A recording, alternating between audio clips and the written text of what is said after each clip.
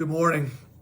Mayor Pope, the quick message regarding our hospital capacity and what's going on with COVID in our community.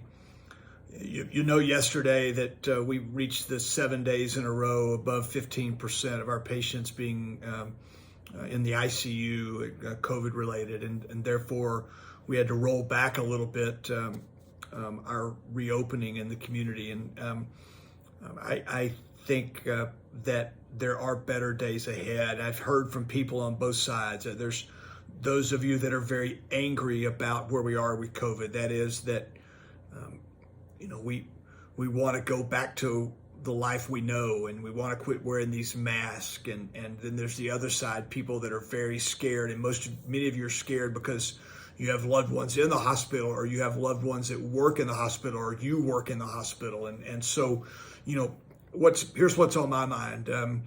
Our hospitals need to be available. We had 400 caregivers on last Friday that weren't at work at UMC and Covenant because they were either positive for COVID or more likely had been exposed to someone in close proximity and were sitting out due to quarantine. So I want us to take our energy, our anger and fear, and let's focus it towards hope.